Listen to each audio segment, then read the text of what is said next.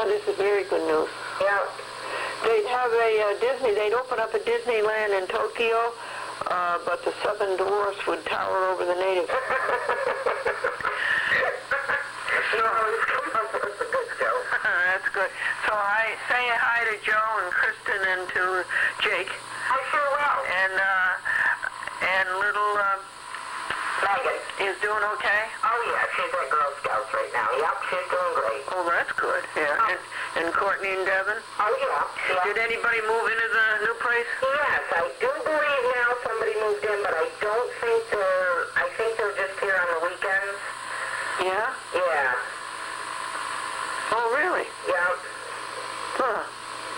Yeah, because the only time we see a car parked there is on the weekends. Yeah. If it's somebody else's car, I really don't know.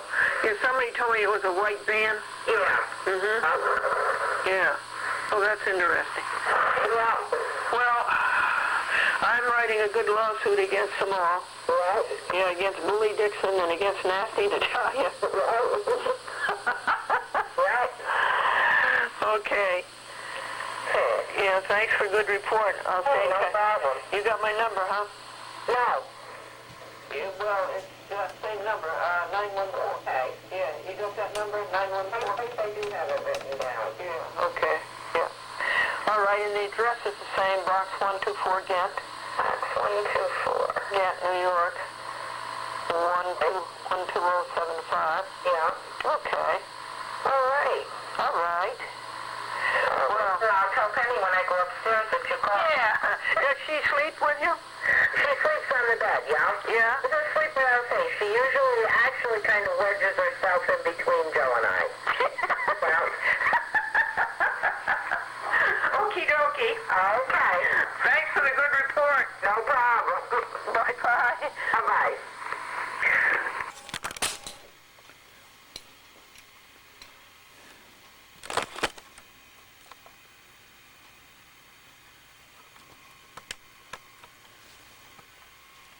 Here are the 11 sets collated, pages 71 to 150, Volume 2 of the complaint.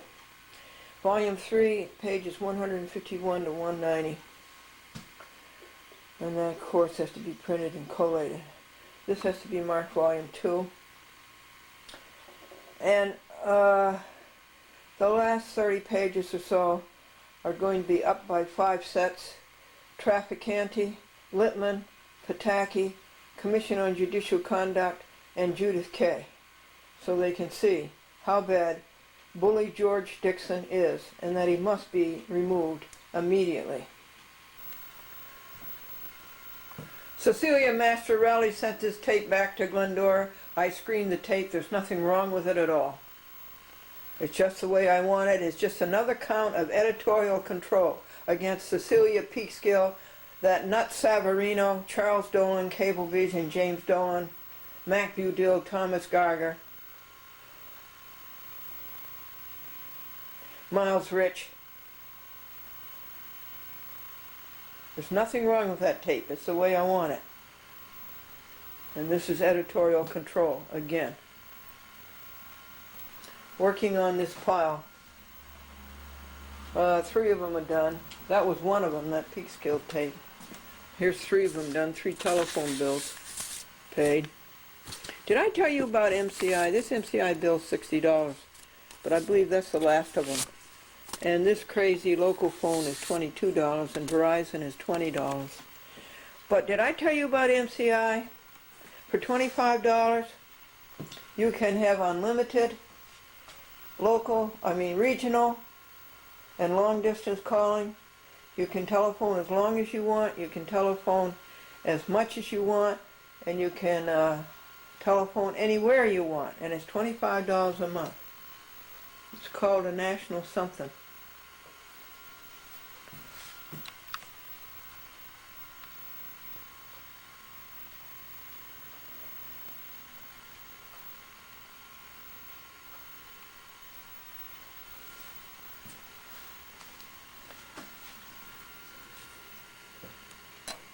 In-mail.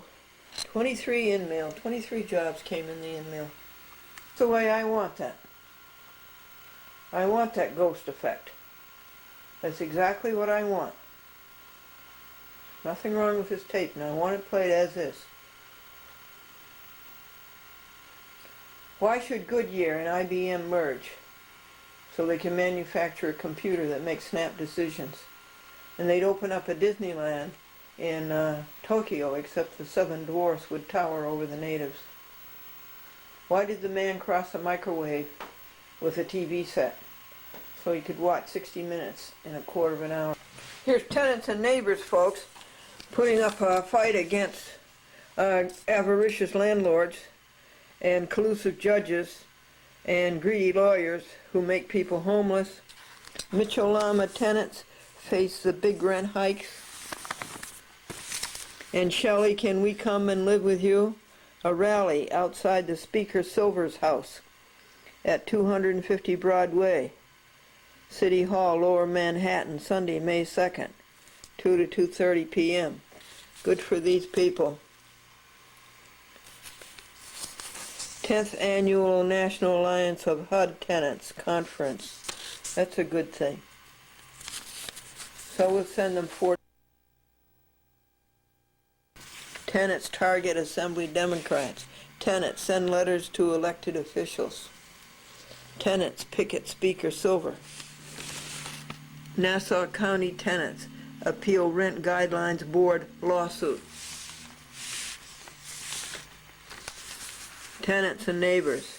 Subsidized tenants win too. It's a non-profit organization. You want their address? Okay, it's in Manhattan. Okay, let's find it for you. Let's put some light onto it. Tenants and neighbors, 105 Washington Street, 2nd floor, New York, New York, 10006. Tenants and neighbors on television, Manhattan and Bronx cable subscribers can view our live call-in television program with advice on landlord-tenant problems and news about tenant issues. This ought to go to you, Nasty Natalia. Every Thursday from 6 to 7 p.m. on Manhattan Channel 34. Time Warner with converter, and 78 Time Warner without converter. Now that's ridiculous. Cable operators, straighten that out. And 107 RCN with converter, or 110 RCN without converter. And in the Bronx on Channel 67. Brooklyn and Queens cable subscribers watch this space. Tenants and neighbors may be coming to your cable's service too. Okay, Michael McGee. Wasn't he the man who was... Yeah, Michael McKee. What a great guy he is. And so this is tenants and neighbors, and I always encourage them because they fight crooked landlords and they fight for the tenants.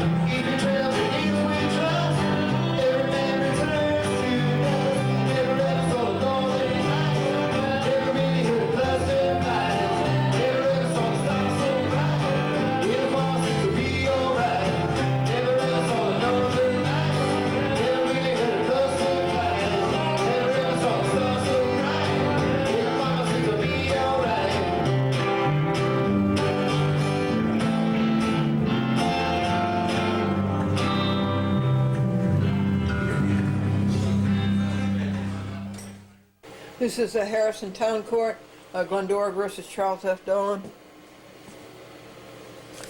And Cablevision Systems Corporation, James L. Dolan, Mac Budill, Thomas Geiger, Charles A. Forma, Christine Savarino, Suya Mastorelli, Peggy Anderson, Robert M. Callaghy, Satterley Stevens, Burke and Burke,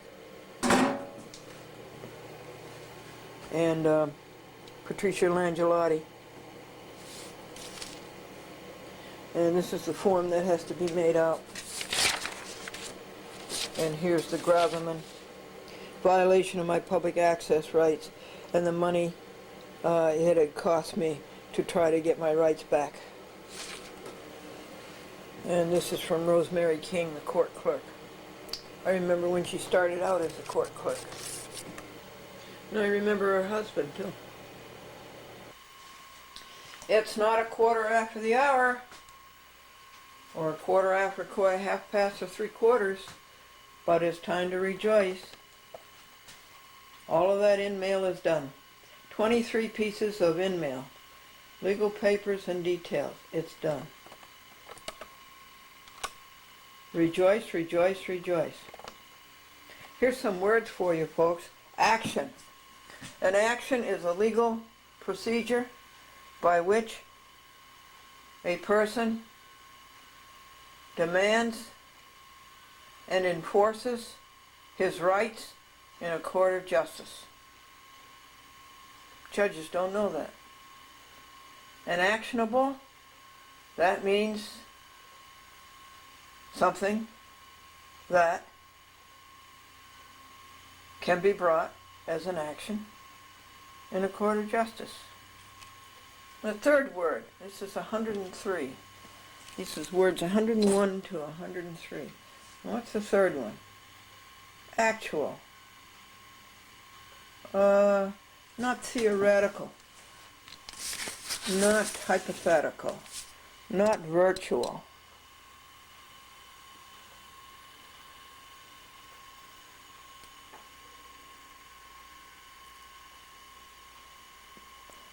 Not potential. The real stuff, that's actual. Actualize is to realize into action, and actuate is to put into action, and acuity is sharpness, and aculeate is beset with prickles, incisive, stinging.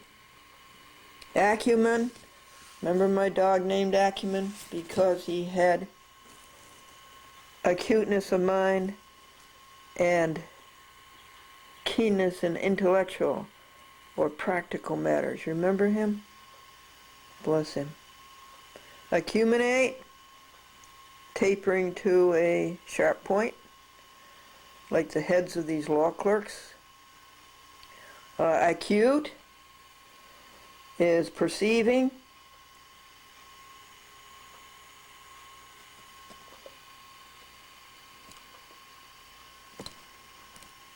Penetrating, keen, as opposed to dull, obtuse, and stupid. Also, acute means constituting a crisis. So there you are. Those are your 10 words we're working on currently. 101 to 110.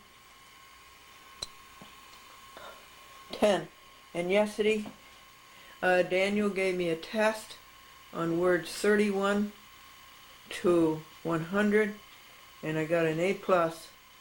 I didn't miss any of them, and they were all in order, too. Now we'll go to the museum, and we'll get a ream of paper, and we'll work on Omnibus 21, and Natalia, Nasty Natalia, printing the complaint from pages 151 to 180. And at last we have a beautiful day. And I put food out for the deer last night. I put crackers and bread and vanilla sandwich cookies and marshmallows, and the dish was empty this morning.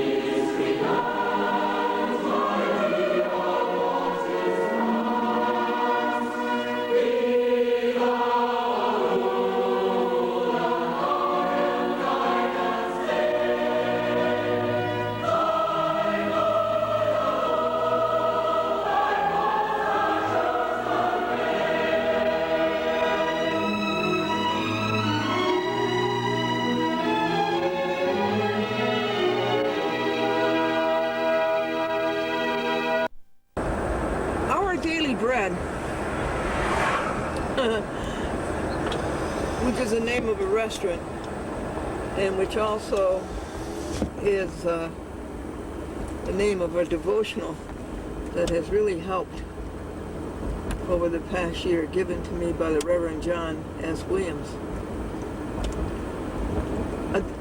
They get close to the idea, but they're not up there.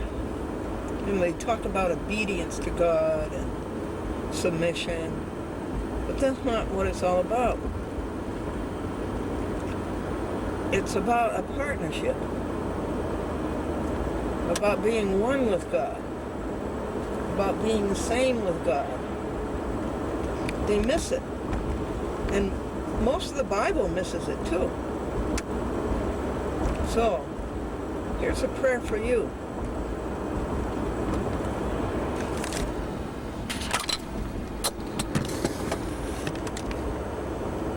That you get up to the pinnacle, the ultimate, the top,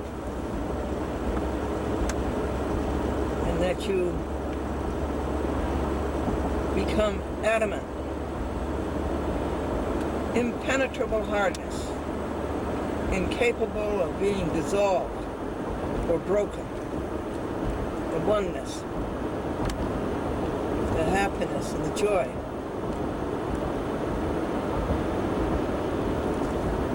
Obdurate, adamantine. What gets you up there? It's hard to say. It's hard to say. I know that the pure thoughts and counting the blessings, so many of them a day, it must be 200 or 300, 400, and the meditation from 1 to 5, sitting down and writing out things, and the praying the 4 blocks. I got to take you down there and show you those falls. Oh, they're magnificent. Magnificent. Magnificent falls. Like Niagara Falls. Magnificent.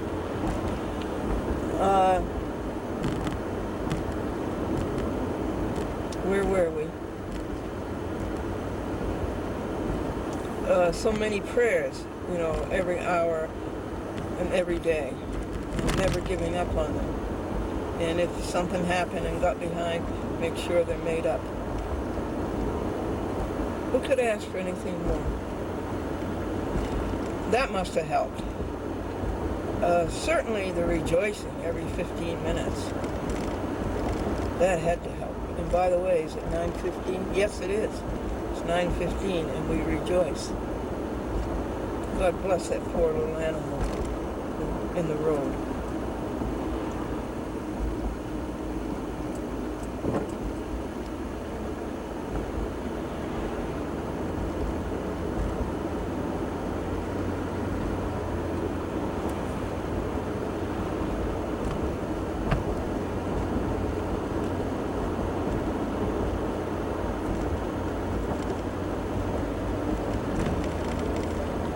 So where were they? There's one other thing I'm going to tell you. You'll definitely the devotions every morning and singing the hymns.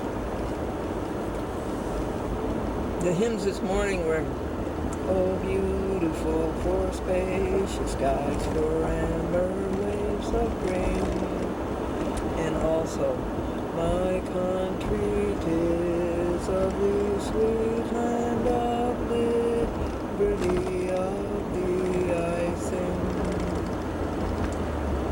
And what else?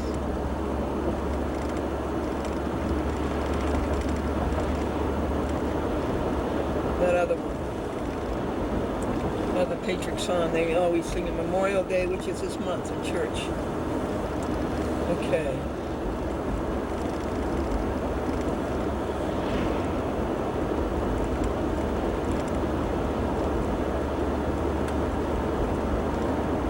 The Bible passage was about Nebuchadnezzar, who was walking around his palace and said he was the ultimate in lordship and kingship and in majesty. And he ended up eating down on his knees, eating grass.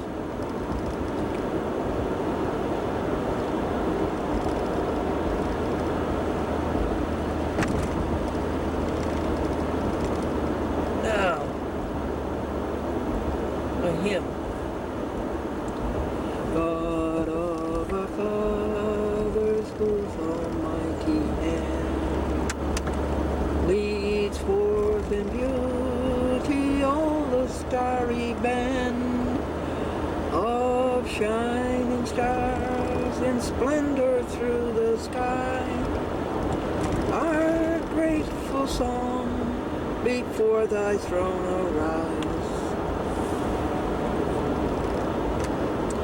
It's May 7th, year 2004, Anno Domini. We passed 3 churches. Wherever you go, folks, you'll find people on a Sunday morning worshiping God, or on a Saturday morning.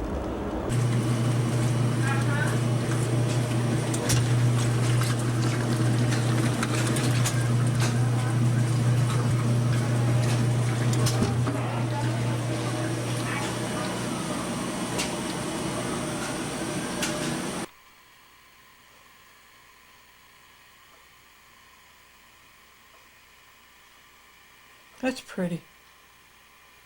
That's very pretty. Today was really summer. 72 degrees.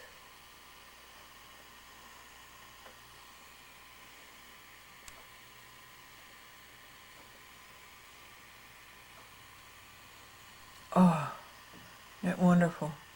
We have all these beautiful months to look forward to. This is Nasty Natalia. We're working on Nasty Natalia. I'm glad that we rejoice every 15 minutes. And there was a pagination mistake. Isn't that awful? It's very hard to number the paragraphs and then number the pages and write what has to be said. It's very hard.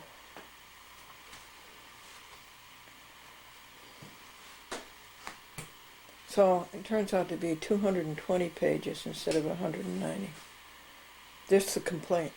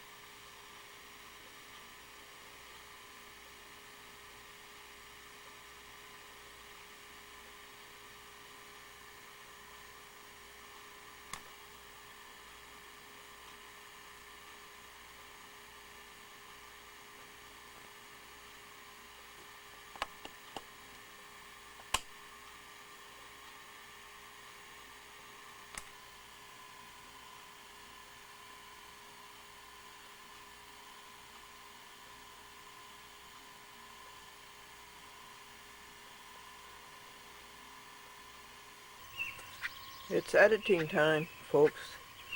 5:30 in the morning. The 2-week cycle's over. Why should Goodyear and IBM merge to manufacture a computer that makes snap decisions?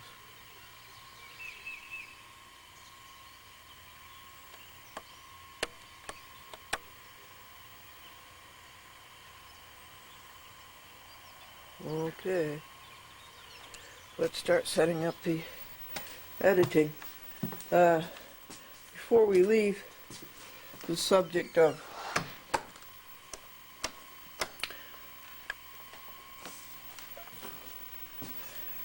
the wonderful thing that Elena Sassauer has given the world, she has shown that the public has nothing to say about the appointment of federal judges.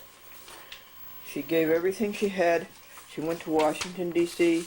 She knew that this candidate for the judgeship was no good, and she went down there to say so. And Congress wouldn't hear her or any other citizen. And when she rightfully protested, she was arrested. I believe she was put in jail and had to pay bail or something. But anyway, that happened last May, the year 2003, And in the year April, this year, April and May 2004, she had a trial, and the judge violated all due process, and the judge took away your rights. When they took away her rights, they took away your rights.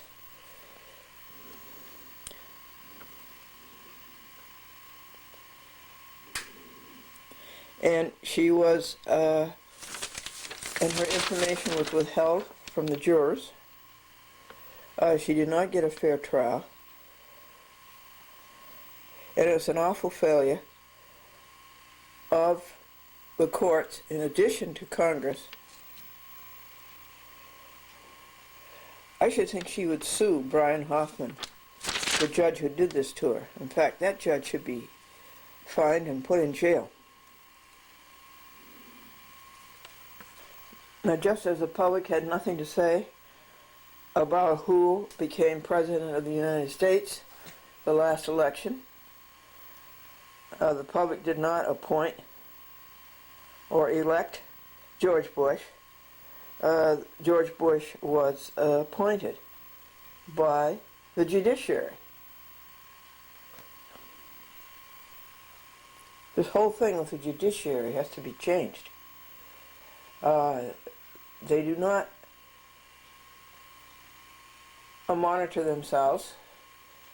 They just keep encroaching and encroaching upon our rights, and this has to be stopped. Judicial tyranny. Elena Sassower has shown through her personal sacrifice that it is not a government of the people, by the people, and for the people. It is a government by the judges, for the judges, and by the judges.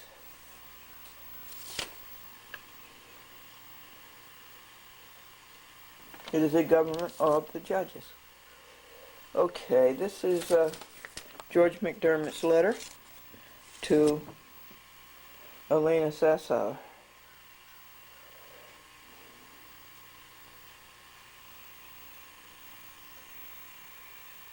He sent her a copy of the interview. I do not like DCTV being having no respect for news. The trial coverage of Elena Sassower should have been on the TV right away instead of in June, 2-3 months later. Now that's no good, DCTV. You're not doing a good job for the public. The public has a right to know, a First Amendment right to know, and this is what public access is, and you're falling down.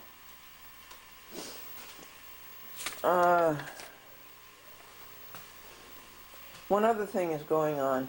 That's the summons for Omnibus 19, Glendora versus Sabot, a depraved Montana federal judge. This is why we have such bad judges on the bench. The public has nothing to say about their appointment. Nothing. Nothing. Can you believe that? You have nothing to say about the appointment of a judge on the federal bench.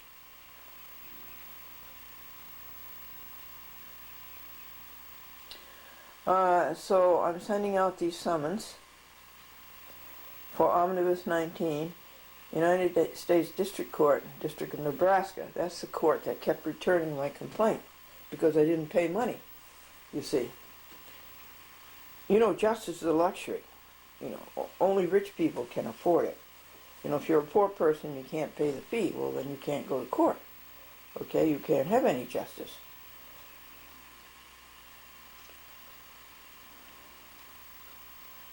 And so these summons are being made out the way the court wants them made out. The Wisconsin court did it entirely differently. There should be some uniformity among the federal courts, but there isn't. The whole thing's a mess. The whole thing is a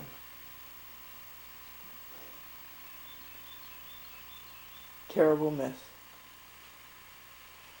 And so that's being done. Also, I'm writing another complaint to Chairman Donaldson of the Securities Exchange Commission that why Charles Dolan wouldn't show me the books, records, and minutes and shareholders list 107 times. And so I said, there's something wrong here, and it's another Enron, and I called for an investigation. Okay, it's 5:30, thereabouts.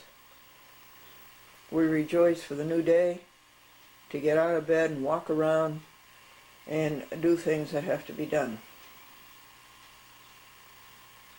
And so we'll set up the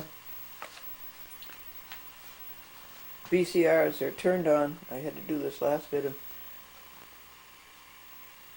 videotaping. Why did the man cross a microwave oven with a TV set? So he could hear and watch 60 minutes in a quarter of an hour. Okay, let's edit the last 2 weeks' information that you should have, that NBC, ABC, and CBS and Fox News do not give you. And let's see. What other cats are there? Nobody's seen Cross the Road Kitty. So Megan took up a bowl of food up near the old place, hoping that Cross the Road Kitty would come back. He's such a nice cat. Oh, I love that cat. This is the February 10th sign up for cable public access here in Woodbury. Okay. Gets to the point. Yeah, no, I'm not in charge of this, though. I don't know if Me neither. I don't know if that counts. what's that? My guy in charge is taking it or not doing You're it. standing on one, how many hours? I was here till 4 o'clock Okay. yesterday. You got it right this time. You're part of the process. Okay. You want to give your town and you don't have to do whatever Well, we you want. don't Have some way of getting them to do what you want by going to court or by exerting public pressure. They do what they want, and it's not what we need. We have no reason to do what. There's a website, publicaccessmovement.org. That's a good place to look for information. They've been working on this a long time. Good morning. Hi. I'm I know here you. to give you guys. I'm shut up. Hey! Whatever you want. How you doing, Carol? All right. I knew I'd see you here. Which complains about the fact that people are standing out in the cold and could have. What were these remarks here from behind the camera? Well, my feeling is here. You can run. Let me. My feeling is that all this is ludicrous because many of the people that are already here are already producing shows, and if you know they're going to want to continue to produce a show, let them continue to keep their time slot on an existing channel and have another channel for people who want to try out public access. And then and if they quit, they decide they don't want to do it. But that could wind up where they might need 3 or 4 channels like they have in every borough of New York City. Yes, well, it's time that the supply meet the demand. Okay, we obviously have a demand here. I can only applaud your comments and second them. Thank you, Bob. Mr. Goldberg here. And I'm Brian O'Hare, and we have all our fellow public access producers waiting online for a time slot for the next cable access period, which will be from April till October or whenever it is. But we're out here in the snow, and many people have been here since last night. And this is the system, or lack thereof.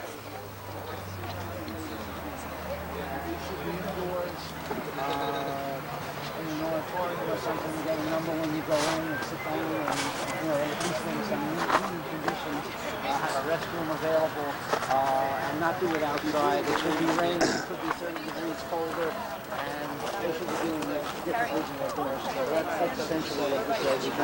You can read it, and if you care to put your name and your show, the town you live in, we'll submit it to Newsday and probably give a copy to the paper. I have a show. Whether it will do any good, I don't know. But certainly, if you don't try, it's not costing them anything for us to be uncomfortable. Okay. My only, I need more, it's only my second time watching this,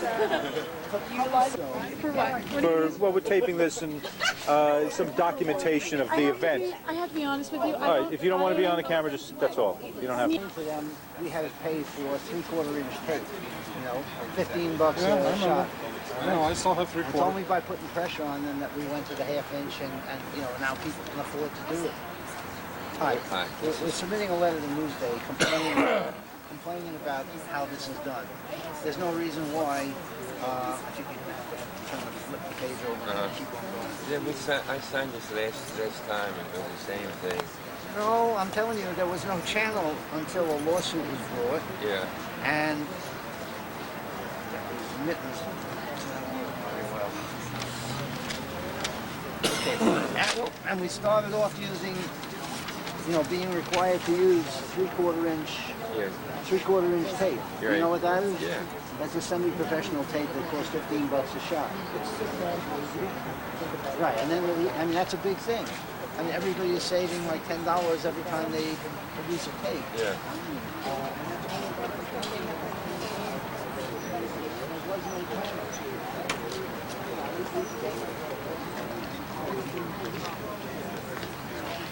Same as you, just produce. I mean, which program? Oh, I do something called Long Island Alternative Media. Wednesdays at 8. It's a political program, which is a political program telling things that, as they are, not as the rest of television presents it. We're all like that, that's for sure. Right. We want to do it like Sure. we You know, if you watch CNN. I'm going to think this over. Oh, sure. Yeah, no problem. And this is certainly everything. Think about it. But to give us an indoor space to wait. Okay, someplace where you got a restroom if you need it. And That's a lot. Hot buffet. no, that's not asking a lot. That's not asking a lot. Food videos. No, we're not asking for a breakfast or anything. A snow-free waiting area. Okay, if you want to just look it over quickly, but it basically asks for exactly what I said. Simply an indoor space for waiting, so people don't slip on the snow or have to pee in the grass because they don't have a restroom. Yeah, they should let us use the restroom. Last time they Yeah, did. of course. They may at some hour. You know, when the chief security guard gets here, he may have authority to do But all something night long like they that. did.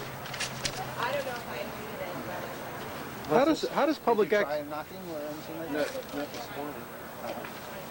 Do you know about like how public access works in other areas that we could compare this to? Okay. Yeah, I'm a member of a producers group in the city, and the 5 boroughs there have administration by nonprofit corporations as opposed to the cable company.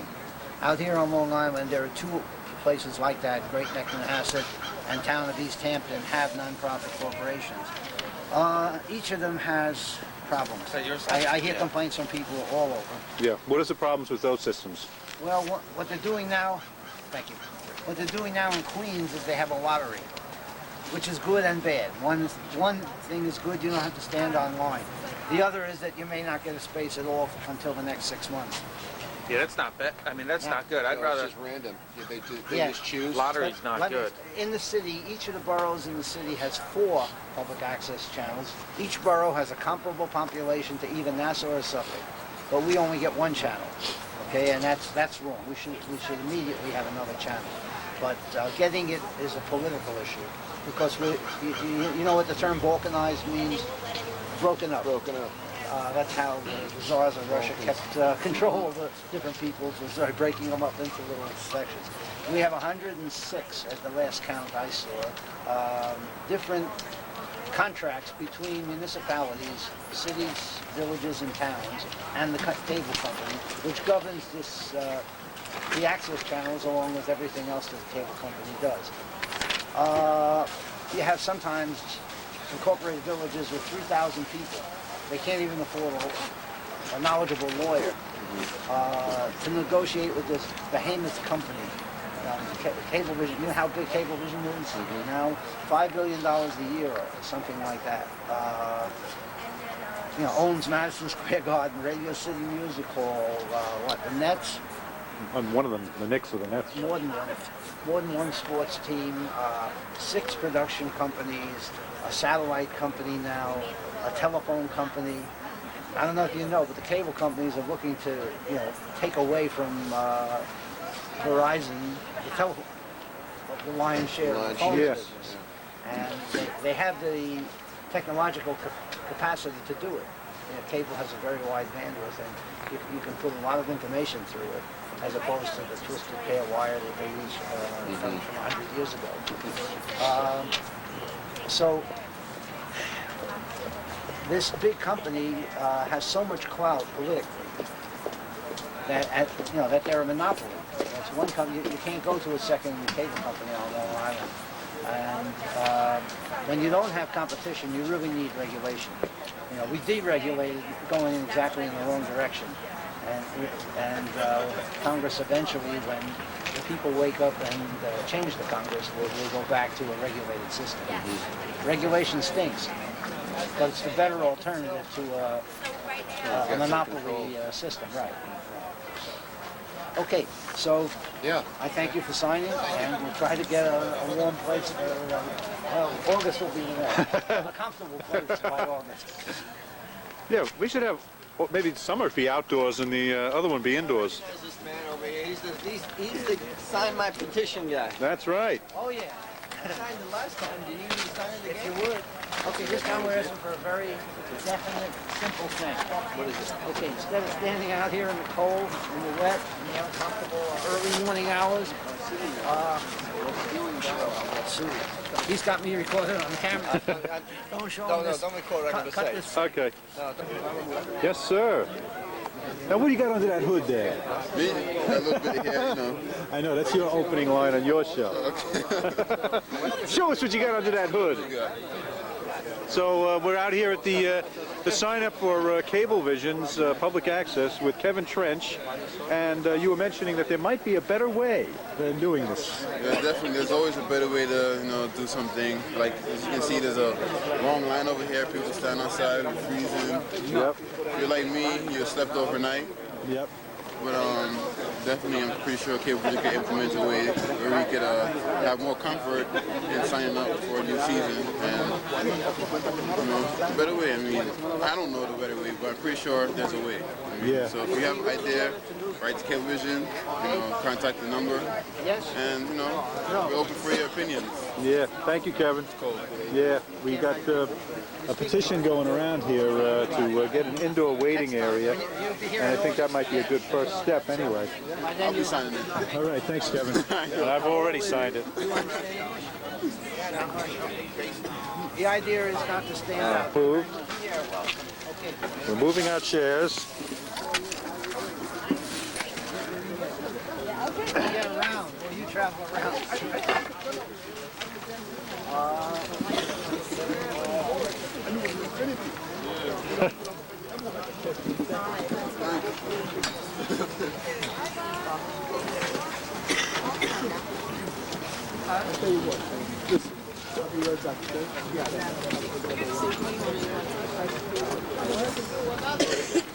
Because of the miserable conditions here today, we decided that we would petition Cablevision and Newsday to make the public aware of the corrections that need to be made here at Cablevision.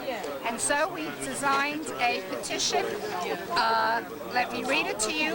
Help, we the undersigned, residents and public access cable TV producers of Long Island, need to inform the media and the public of an antiquated, hazardous, inhumane, and unfair situation perpetrated by Cablevision of Woodbury upon its dedicated cable access producers. These producers are required to wait outdoors, as you see, in freezing icy weather in February, and again in hot, sweltering, hot August, subject to mosquito bites, lightning storms, and burning sun. Long lines of producers start to assemble the night before in order to secure a time slot for their programs. Cablevision could easily provide a warm, safe space, such as an auditorium, with access to bathroom facilities. It is apparent that Cablevision's intent is to discourage rather than to promote public access programs that inform and benefit the community at large. Thank you, Barbara. And we have a bunch of signatures there. How many people have signed? You estimate 75 or? I would say close to 100. And so you're going to send that to Newsday and Cable? And to cable, and where are there other places that I The can Long Island think of? Press, maybe, or Perhaps. Yeah. Any media that is interested in promoting good programming from people that do it at their own expense and their own time and struggle with Cablevision to treat them decently. Well, I appreciate that. Thank you very much, and thank you, Bob. The final word is burr. They do a nice job. Burr, it's cold, Where's your and it might have been worse. Yeah.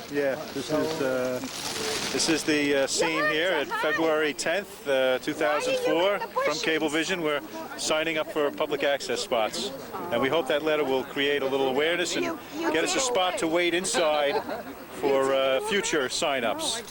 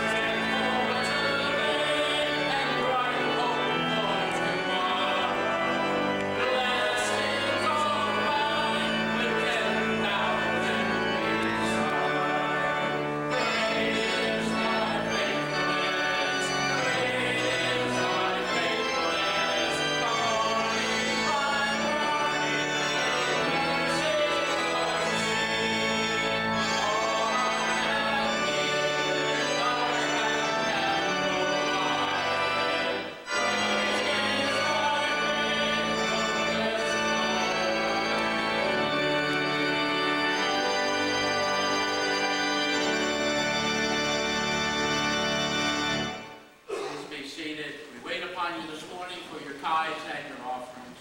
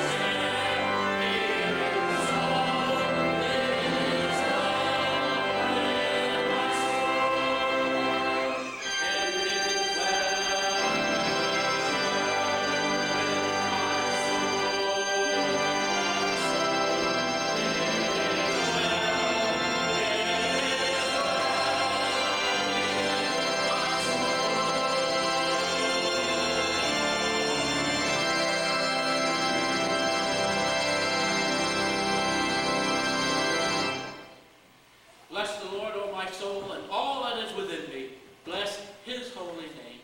God bless you. Go forth in his peace. Amen.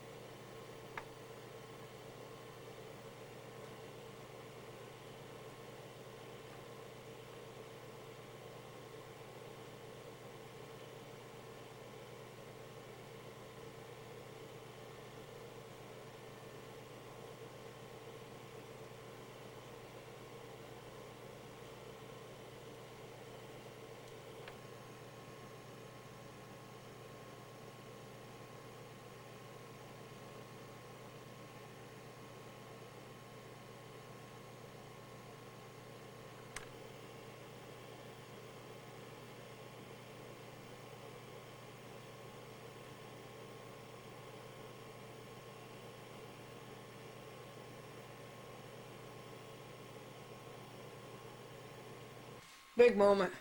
We're getting ready to go to the post office to serve. Glendora versus Lasnik, and Glendora versus Bully Dixon and his wife, Nasty Natalia, and James Kleinbaum. Must be the biggest lawsuit of our career.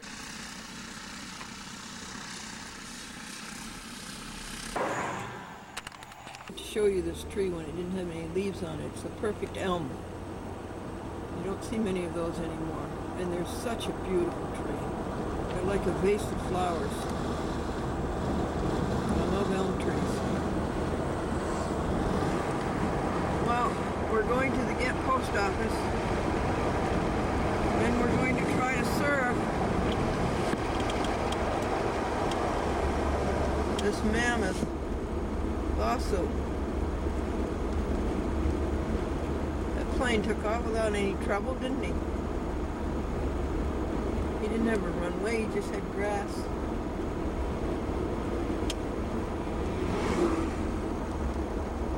Okay, let's see if we can get this lawsuit to take off like that. However, this lawsuit's heavier than that plane.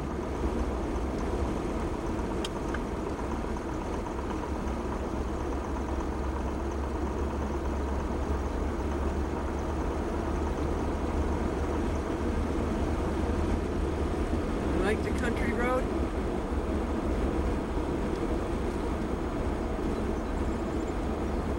$11:30. We ought to rejoice at 11:30. We missed it by 8 minutes. I rejoice that we saw the plane. That's an exciting thing.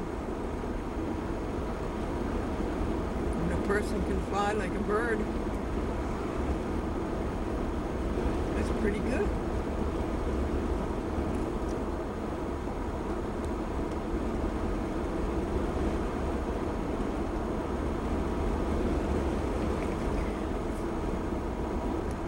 Our reward would be strawberry froze fruit.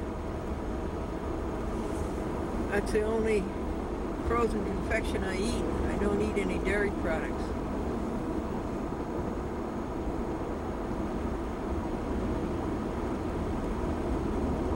Strawberry froze fruit is very, very, very good. It's made by Breyers. I had a hard time finding it. This is a special order.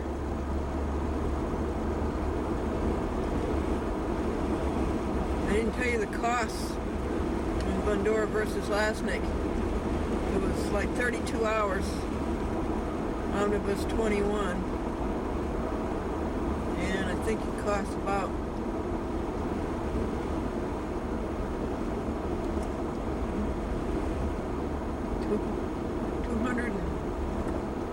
$230 hours, and then Natalia, of course, Nasty Natalia, and Bully Dixon, and his wife, and James Kleinbaum, Liar for Hire. That cost something like $350, and 160 hours.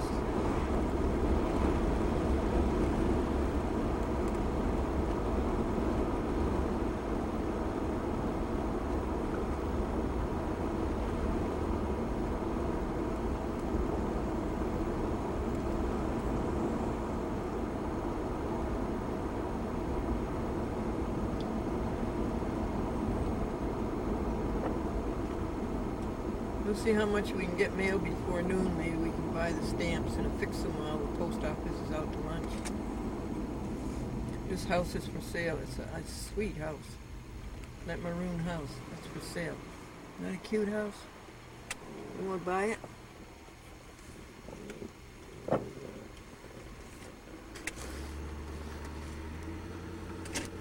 Oh, it's been sold. Well, you're too late, folks. You're too late.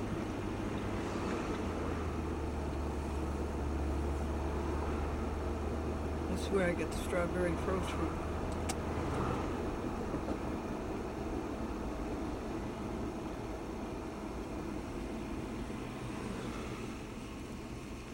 And here's the post office.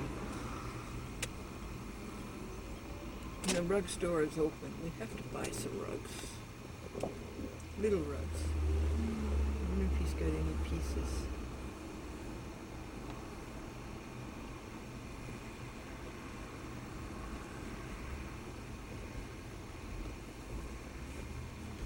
You have to see the plants.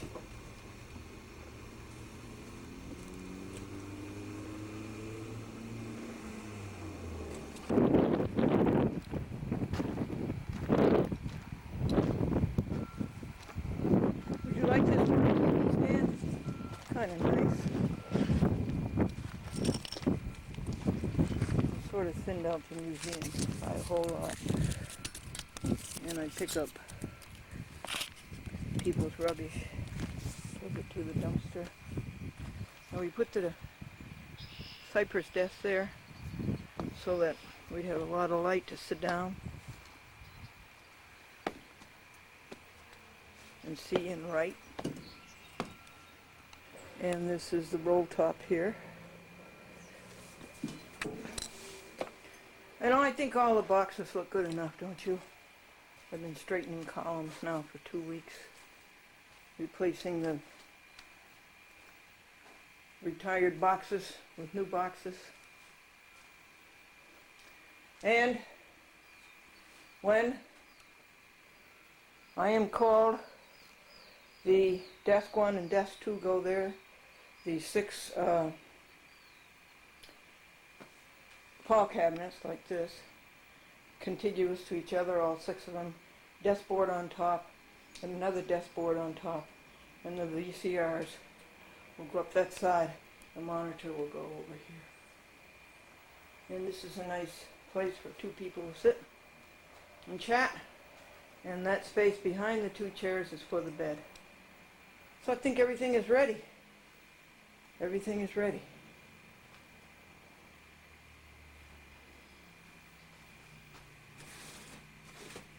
Every day I come over and say, well, what can be done? We could put some pictures up on the wall, couldn't we?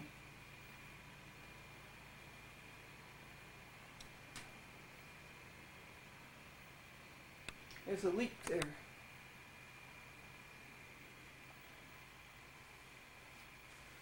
Okay, the 1980 Lincoln runs beautifully. It just runs perfectly. What a great car. At 277,000 miles.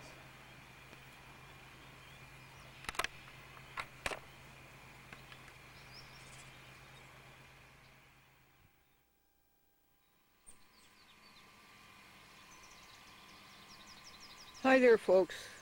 How are you today in this beautiful world? How are you?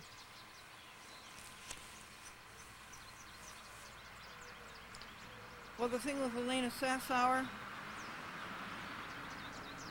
she brought a case in the Supreme Court of the state of New York, and the Supreme Court judges violated due process and lied and cheated.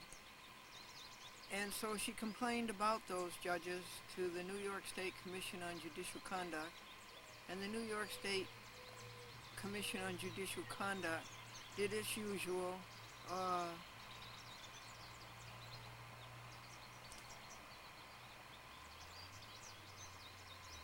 profligate job. And so she sued the New York State Commission on Judicial Conduct. And the New York State Supreme Court judge on that fudged and colluded and cheated and lied and misrepresented and denied due process. So she took the case on the New York State Judicial Commission on Judicial Conduct to the New York State Supreme Court, the New York State Court of Appeals, I should have said, the New York State Court of Appeals in Albany.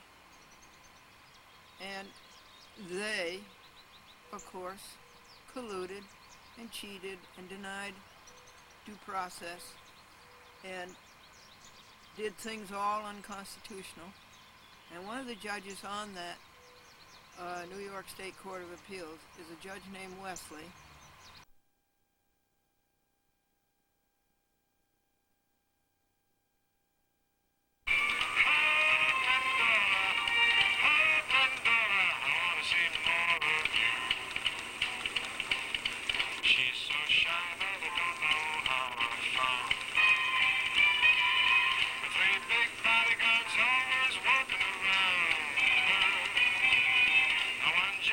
nuts and two just grins.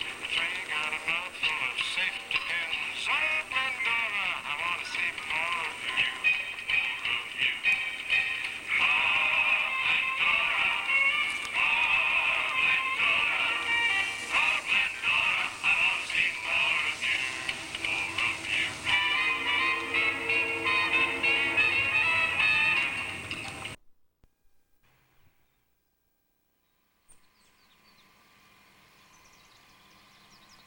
Hi there, folks. How are you today in this beautiful world? How are you?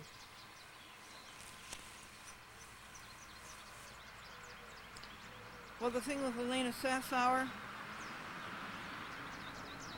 she brought a case in the Supreme Court of the state of New York, and the Supreme Court judges violated due process and lied and cheated. And so she complained about those judges to the New York State Commission on Judicial Conduct. And the New York State Commission on Judicial Conduct did its usual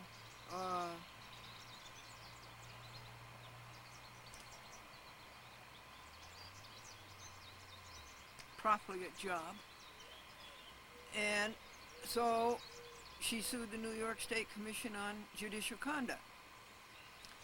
And the New York State Supreme Court judge on that fudged and colluded and cheated and lied and misrepresented and denied due process.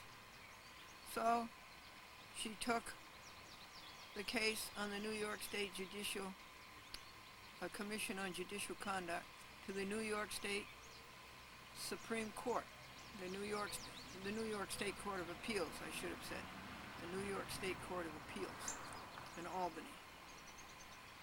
And they, of course, colluded and cheated and denied due process and did things all unconstitutional. And one of the judges on that New York State Court of Appeals is a judge named Wesley, and she caught him lying and she caught him cheating, and so Wesley became a candidate for the federal bench to the Second Circuit, the United States Court of Appeals for the Second Circuit, which is in Foley Square, Manhattan. And she knew that he shouldn't be a judge. He isn't fit to be a judge. He's not competent. He's not honest. He's not a patriot. And so she went to Washington, D.C. to oppose the appointment of Wesley to the United States Court of Appeals for the Second Circuit. And she stood up like a lady, and she stood up like a peaceful citizen, and she's wanted to protest the appointment of Wesley, and Congress wouldn't hear it. Indeed, Congress won't hear you. If you went to Congress to protest the appointment of a man that you knew or a woman that you knew to be a scoundrel, and you went there to protest that appointment on the federal bench, you wouldn't be heard either. No. It's a recall. And so, when she said she wanted to protest Wesley's appointment, she was arrested. Now, isn't that American? And she went through a hideous trial for 5 days before another hideous judge named Brian Holman, and her due process was hatefully and spitefully denied. And so the jury never heard anything that she had to say because the judge censored it all, and so the jury convicted her. What do they know? So now she faces 6 months prison. But it may not happen. It may not happen. I said, if it does happen, what are you going to do, Elena? She said, well, I'm behind in my reading. So 6 months ought to take care of that backlog. All right. Is it time to rejoice? No, we have a minute and a half. Here's some jokes for you.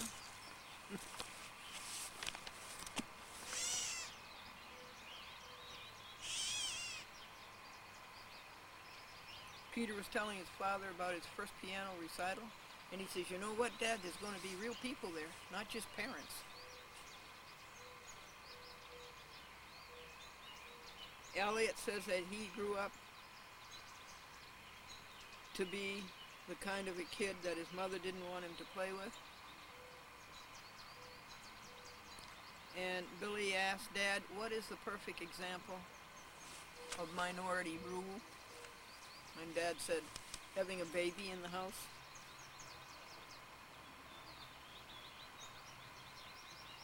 Ted said this morning he was going to go jogging, but he got winded putting on his sneakers.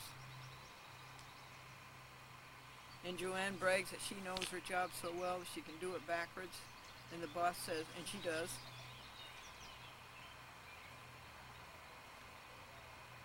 And Bill left the job the same way he arrived. And how is that? Fired with enthusiasm. Now folks, what would you call a veterinarian who specializes in elephant skin disease? A pachydermatologist. And Bill had an interesting business. He manufactured knee pads for contact lens wearers. And John leads a full life. He just became a brush salesman. And Bill was a specialist in his former job. He used to put the one cashew in the can of mixed nuts.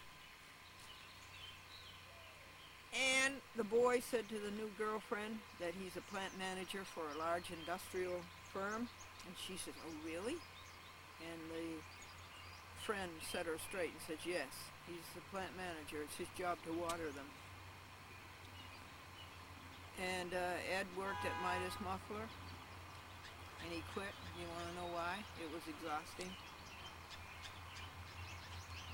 And they'd open a new Disneyland in Tokyo, but the natives, the 7 dwarfs would tower over the natives. And why was the upside down lighthouse invented? For submarines. And IBM and Goodyear should merge so that they can make a computer that make snap decisions. And they have automobiles that talk now. And they have refrigerators that talk. Why don't they have a washing machine that talks and tells you what it did with the other sock? And why did the man cross the TV set with a microwave oven? So he could watch 60 minutes in a quarter of an hour. And Patty says, "Dad, my boyfriend's going places." And Dad says, "Yeah, sooner the better." Okay. Is it prayer time or jubilation time? Yeah, it's 5:45. What are we going to be jubilant about? This beautiful world. And that sky up there that's blue and all these green trees and the green grass and the beautiful weather. Isn't God good to us? Doesn't that make you rejoice? It even makes you rejoice in the face of this. This is a lawsuit, and it was served yesterday. It was filed yesterday.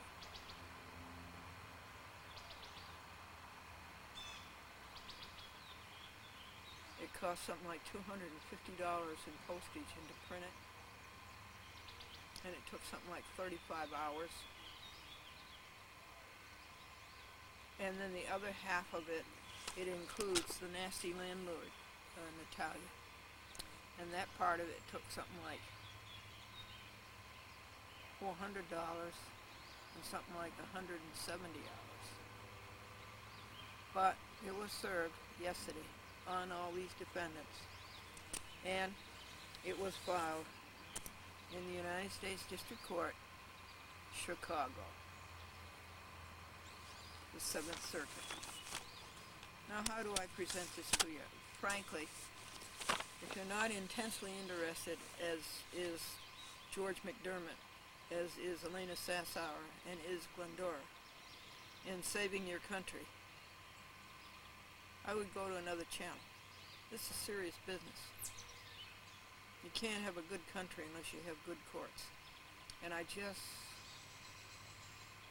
how do I tell you, day in and day out, how depraved the courts are. How do I tell you that? Renegade, reprobate, profligate, abandoned, dissolute. Okay, I'll start now. To every defendant was sent this envelope, an envelope like this, because that's the law, Federal Rules of Civil Procedure, Rule 4D. And here, folks, is the complaint.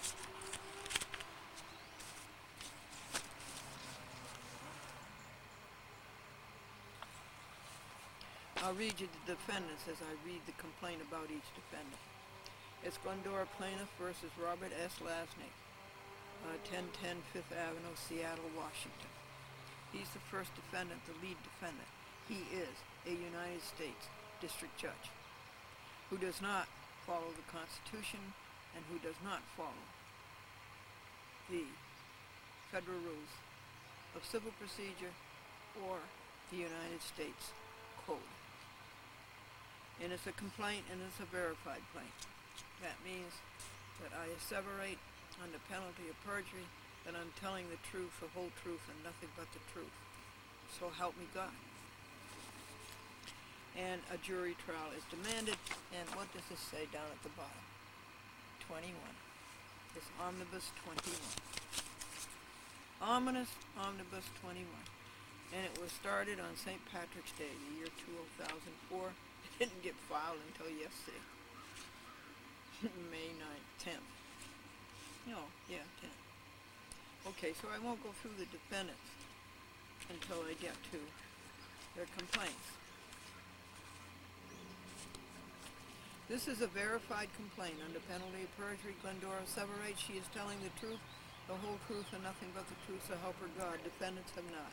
And for this they are being sued pursuant to Criminal Code 18 U.S. Code, Section 1001. If you lie or misrepresent, you can go to jail and you can be fined. This is a Rule 8 Federal Rules of Civil Procedure notice complaint. Glendora proffers the papers that exhibit the violations of each defendant. Defendants showed no acumen covering up their tracks. This court has subject matter jurisdiction because of federal question and or diversity of citizenship. This court has venue because this is a civil rights action. A civil rights action can be brought in any federal court in the USA. Most defendants are state actors. All are liable to Glendora under Title 42 U.S. Code, Section 1983 Civil Rights. And all are liable under Title 42 U.S. Code, Section 1985 Conspiracy.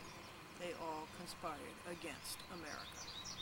By Rule 12, Federal Rules of Civil Procedure, this court must accept Glendora's allegations as true. Remember, Glendora has a constitutional right to be pro se, and if you have a problem with that, you actuate Title 28 U.S. Code, Section 144 and 454. Recoups. This action is a legal proceeding by which Glendora enforces and demands her rights in a court of justice. Pro se civil rights actions cannot be dismissed until the plaintiff has the opportunity to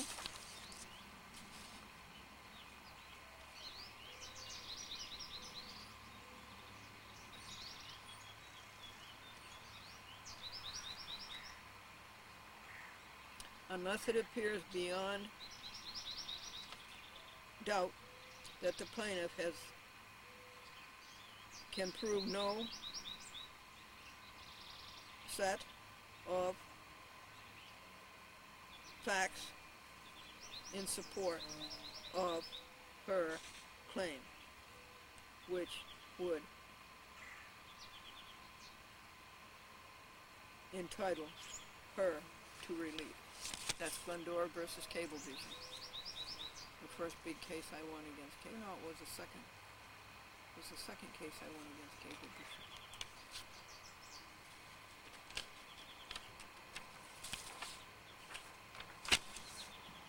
Promiscuously, defendants violate Criminal Code 18 U.S. Code, Section 1001. Glendora invokes 18 U.S. Code, Section 1941 et sequitur. Racketeer Influence Crime Organization Act, RICO, to provide this court with subject matter jurisdiction in conjunction with the complainants herein that cite criminal statutes such as mail fraud, such as tampering with a record, inter alia.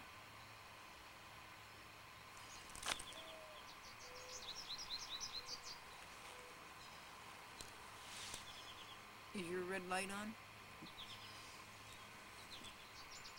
No magistrate. No magistrate is to touch Glendora's action in any way without her consent in writing. This is the law, Title 28, U.S. Code, Section 636. No clerks. Glendora has a constitutional right to an Article III judge. She insists that a United States judge read her complaint, decide her complaint, and sign every paper. This complaint is to be adjudicated, decided, determined, and pronounced judicially and only judicially. Glendora will suffer no more of this synthetic, artificial, and addled hoop jumping by kid law clerks with acuminate heads. Glendora is adamant thereon. The controlling phrase in all venue laws, Title 28 U.S. Code, Section 1404, etc., is, quote, in the interests of justice, unquote. Congress said what it meant and meant what it said. And paragraph 18 is reserved. If you don't give me justice, if you rob me of due process, if you do any of this sua sponte stuff, I want my money back. This $150 comes out of my Social Security, and you have a job to do. Protect America, enforce the statutes, the U.S. Constitution, and the U.S. Code. You get $140,000 plus per annum to achieve the same. This case has to be litigated by the plaintiff and the defendants. You are not to act as their defense attorney. They have to answer. If they don't, I get Federal Rules of Civil Procedure Default Judgment Rule 55. You are not to answer for them. By common law, your job is simply to ensure that the rights of both parties are protected, and when you cease to do this, you lose jurisdiction. Title 28 U.S. Code, Sections 144 and 354. Even with the multiple layers of self-interest and the scars taken by your soul to get this job, I'm talking to a United States District Judge now in Chicago, you can intercept that this is right for America. Glendora will not sign a magistrate consent form, so such form does not have to be sent. One dissent stops in magistrate consent for all. Please send the summons signed and embossed by the clerk together with the civic duty form to waive the cost of serving a summons. All defendants are sued for mail fraud.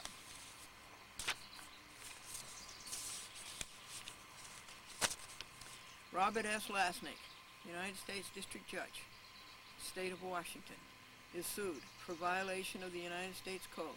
Title 28, Section 636, says pellucidly, no magistrate can handle an action without the litigant's consent in writing. Monica J. Benton is Lasnik's accessory before the fact and after the fact. She's the magistrate who went ahead anyway and recommended that the case be dismissed and that Glendora's informer paupers not be granted. Further, Lasnik violated the United States Constitution, Federal Rules of Civil Procedure, 28 U.S. Code, Section 1915, that's the informer paupers statute, and the Pledge of Allegiance to the American flag. Glendora's Memorandum of Law of January the 21st, Civil Rights Day, tells the story together with her Title 28 U.S. Code, Section 352, Judicial Misconduct, and Disability Complaint of February 2004, and they both are reproduced in print.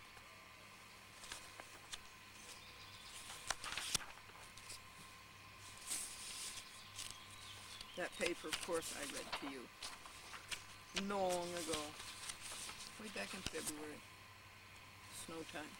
And that ends the first complaint. That's the alpha defendant. Okay. Now, you and I are going to take a break. And if you want to continue this, you're welcome to. If you don't want to continue it, I can certainly understand why. I don't want to continue it. But I have a duty. My duty is to show America what is happening to their courts and to get America to do something about it.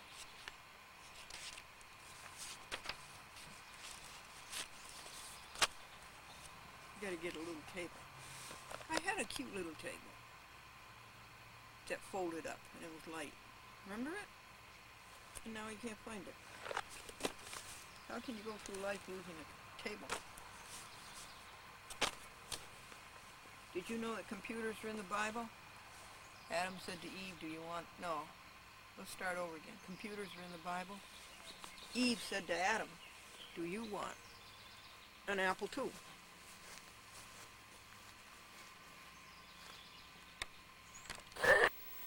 Well, we got hung up on quite a few things, trying to find Buells in Florida, and it's unbelievable that they hadn't enlisted, and trying to find Buells in Connecticut, that's unbelievable.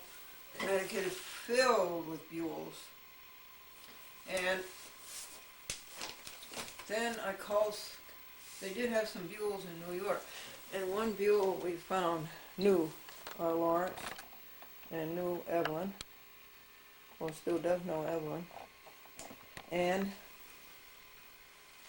knew Franklin and knew Vincent. So what we're trying to do, folks, is to get a whole bunch of Buells in Connecticut around Manchester to sign the papers to put a chat with Glendora on Cox Cable TV.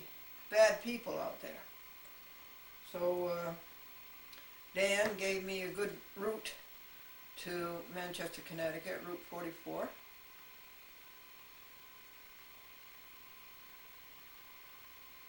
And so we'll have to pick a day and go over there. And you know, that works. 2 years ago, Franklin and I went to Litchfield, Connecticut, and asked various people around the town to sign, and they signed, and Maureen Shepard has a chat with Glendora on TV now in Litchfield, Connecticut. So that works. Those people stick. They stick with you. Now we form nice relationships. This is his Ponderous Omnibus 21.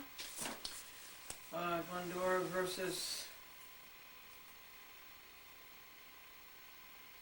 Laskin, and Nasty Natalia, a landlord. Beta defendant is Carol Almond, a United States District Judge, Eastern District of New York, Brooklyn, the evil Eastern District of New York.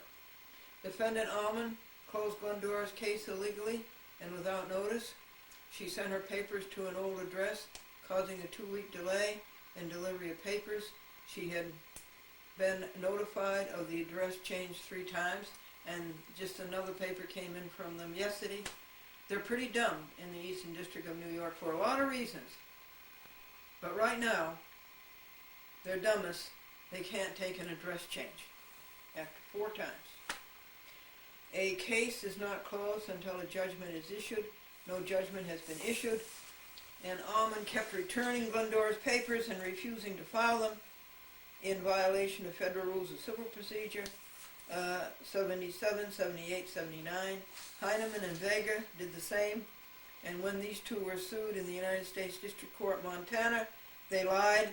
They were being sued in their court, the U.S. District Court, Eastern District of New York, Brooklyn.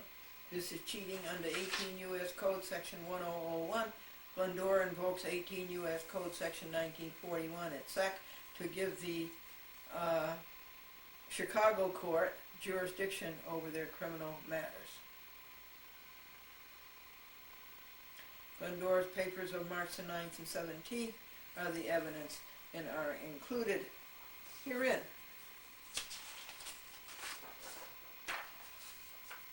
Gamma defendants: Bodine, Howard, DeClerico, come on, Glendora, Declerico, it would be pronounced DeClerico, follow the clerk, and Kruger are sued for their abandoned violation of a very clear law, Title 28 U.S. Code 636. That's a magistrate can't handle your case unless you give your permission in writing.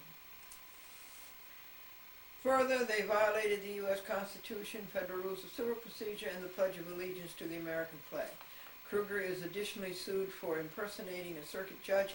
Their renegade story is told in attached papers infra of March 2nd and March 10th.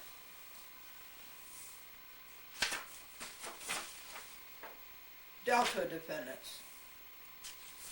The Carol and Deneen King defendants are sued for lying, cheating, trickery under Criminal Code 18 U.S. Code Section 1001. Glendora invokes 18 U.S. Code Section 1941 civil recall, no, that's criminal recall, to give the court jurisdiction over their criminal acts. The account of their profligacy served on them, March the 9th, 04, tells their dismal story.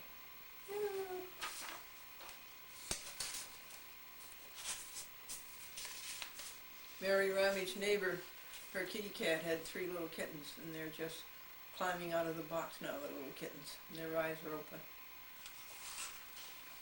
And so I told Mary to tell her neighbor that when the time came that I would pay for having the mother kitty spayed. I got very good reports on Penny and on Sheba. Oh, I played it for you. Yeah, it's good I played it for you. Zeta. The same action is brought against defendants Lee and Noblin as against the Carol and Deneen King defendants. They were sued, they lied and cheated, they were not. They violated 18 U.S. Code Section 1001 about lying, misrepresenting, and cheating. The only difference is that Lee and Noblin did it twice. One was plenty.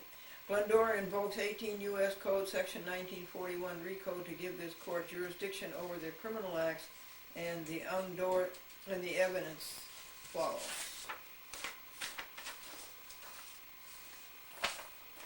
Remember that when it came out, I read it to you. Who's Sue? This is Glendora versus, what's his name? Judge out in Washington State.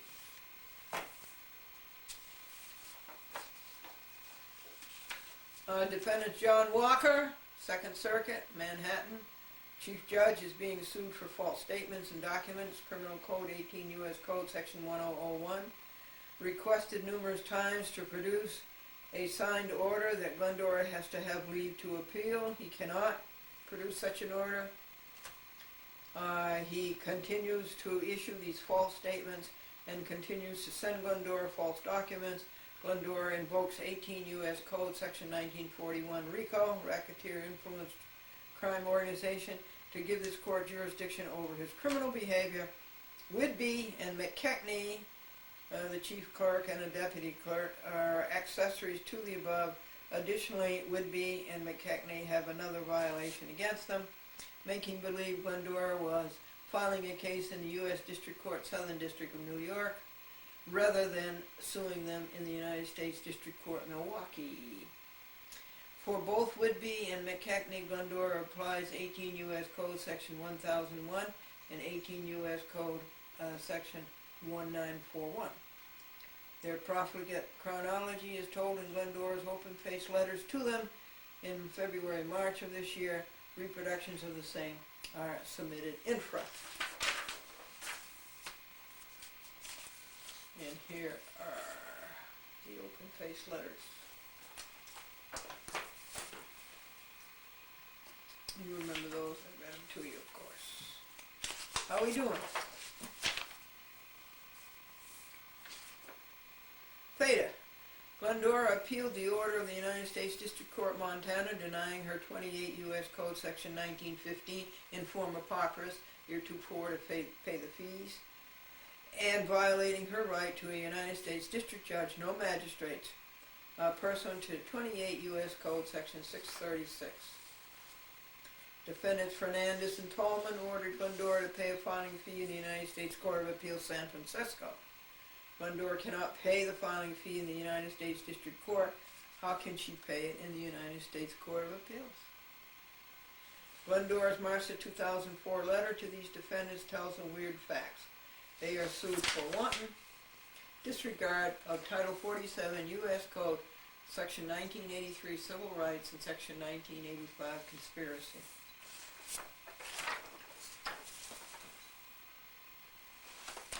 You put these open-faced letters, then you never hear from them again. If you don't put them open-faced, they will return them to you and won't file them. But if they're open-faced, they've been caught and everybody knows it. That's these judges. Elena Sassar, we owe you.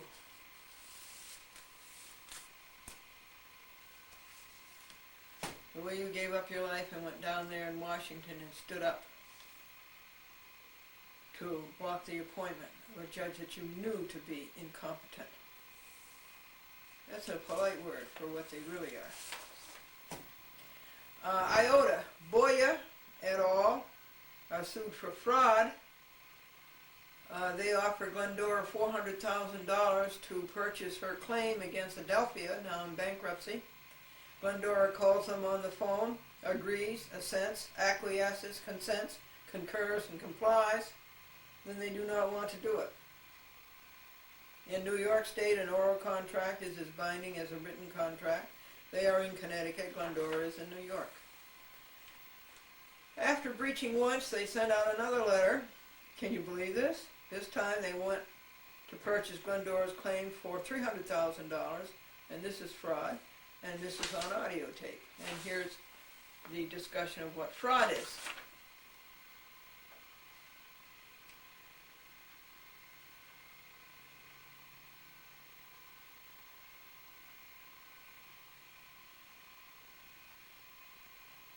A perversion of truth for the purpose of.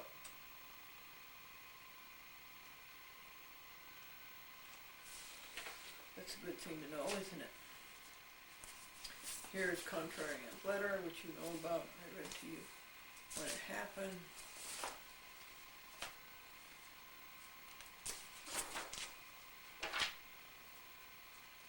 Kappa defendants. Community TV of Prince George's County. Burns and Jordan are sued for violations of Title 47 U.S. Code, Section 521, et sec., the code for the Cable TV Policy Act of 1984. Glendora has a sponsor, a local resident of Prince George's County, who wants to chat with Glendora on public access TV in his community. There is no way defendants can refuse. Glendora talked to Hammond on the phone, listened to her request, and complied with them. Hammond concurred to notify Glendora about the matter in 2 weeks. In 2.5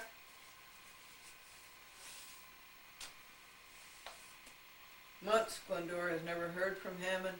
Hammond also violated Title 47 U.S. Code 531E, forbidden editorial control over public access, and these defendants are state actors. They are municipally connected and controlled. There's a Hammond letter that I read you back when it happened.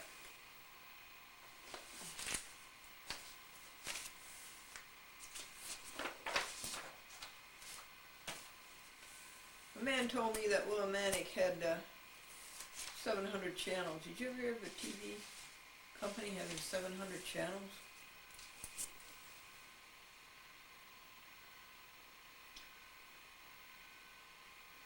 Now these are 14 judges in the United States District Court, District of Columbia.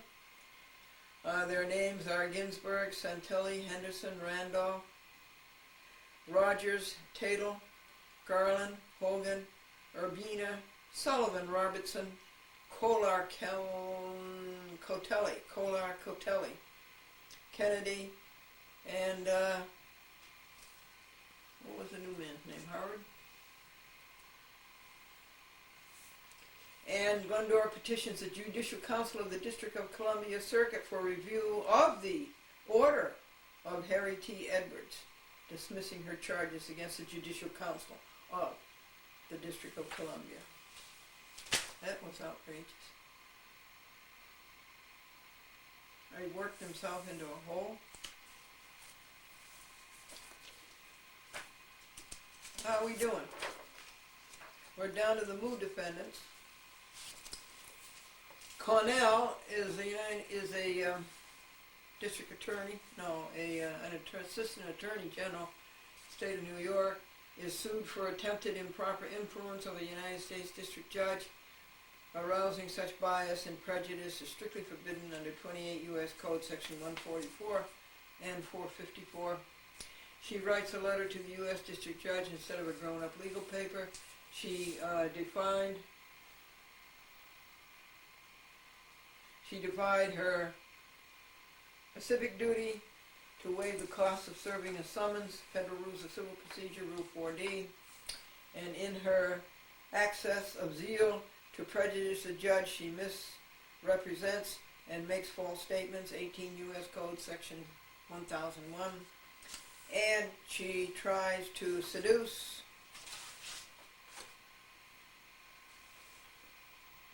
blank the judge, I guess, into some chicanery to deny due process. And here's defendant Lou, Berger, Chapman, Miss Al Davis are in violation of Congress's cost and delay reduction program, codified as 28 U.S. Code 382. They are forever making motions, then asking for extensions, then missing the extensions and asking for more enlargements and condoning the same. They wanted removal, they got it, and now they can't handle it. 28 U.S. Code Section 1407, a wretched law. We can't be America until we get rid of odious removal. It is Gestapo. That's where the federal court, if you file a case in state court, and the federal court can come along and remove it, put it in their court. Now is that Gestapo? Well, there isn't it. Particularly if there's a federal defendant that you put into state court. They'll bring that over and defend the federal defendant, their buddy, and get him out of it.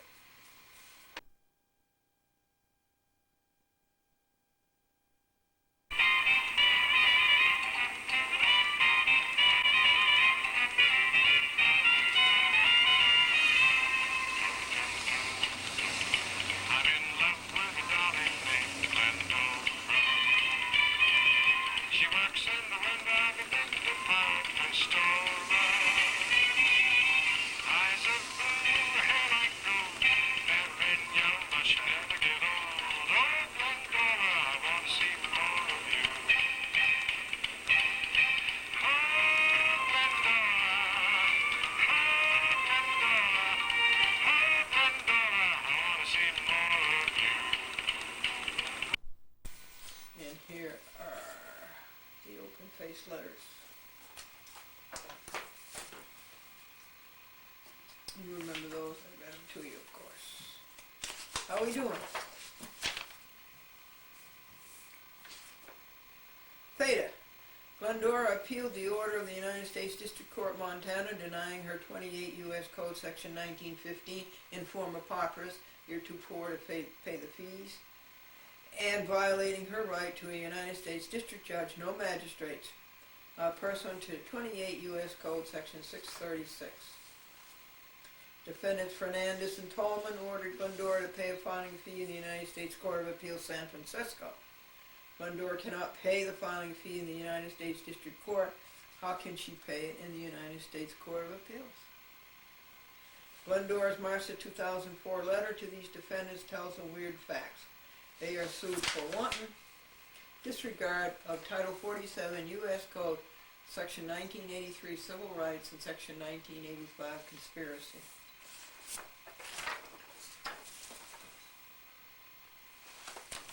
Put these open-faced letters, then you never hear from them again. If you don't put them open-faced, they will return them to you and won't file them. But if they're open-faced, they've been caught and everybody knows it. That's these judges. Elena Sassar, we owe you.